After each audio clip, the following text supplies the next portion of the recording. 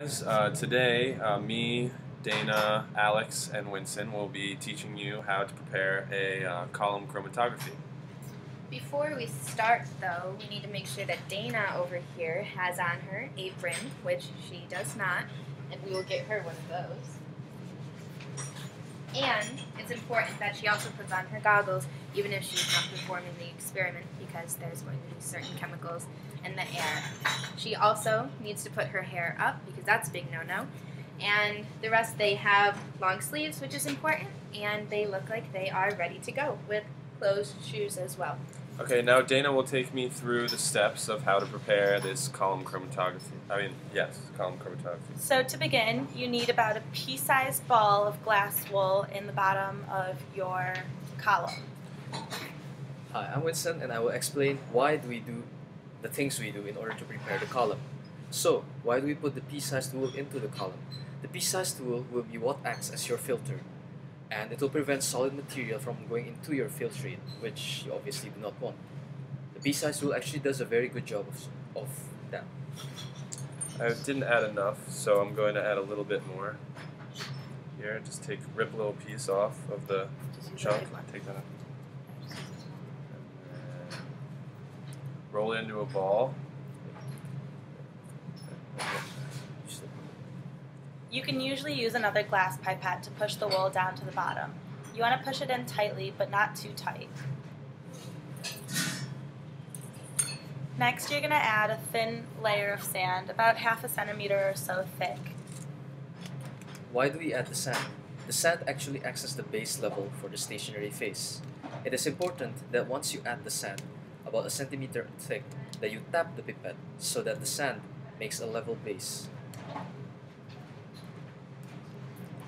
You want to tap it up to the point where the sand becomes reasonably at the flat level when you look at it straight. Yes. Next, you're going to add your stationary phase to about 2/3 way up the column. The stationary phase is, of course, the medium we use in chromatography through which the mixture can flow through. The stationary phase to be used in the column chromatography could either be alumina or silica. In this case, we are using alumina.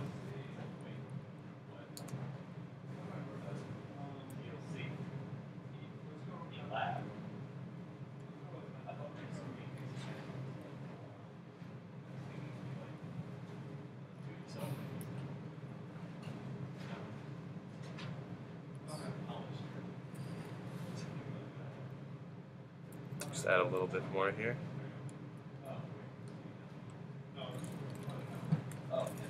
After adding your stationary phase, you're going to add another thin layer of sand to the top of the column. So as a result, the stationary phase is sandwiched between two layers of sand. The sand that we add on top of the stationary phase, which is alumina, will also provide a flat base level for the solvent which you're going to add, or the mixture you're going to add through this column for it to seep more effectively. After you prepare your column, you're going to need to wet it with your solute? Hexanes. With hexanes, usually. You want to run the hexanes once through the column, and as soon as they get through the column, you want to run them once again, and as soon as the level of the hexanes reaches the top of the sand, you can begin to run whatever solvent you're running through to separate. Now, so why do we add the hexanes? We add the hexanes in order to first wet the stationary phase, so that later on, when you actually add your element, it doesn't get so-called stuck in the stationary phase, and it will ensure a much better separation of the mixtures. So you let that run all the way through, and then you have your column, so you can run your solvent through. So I hope you enjoyed this video. Now you can make a column chromatography.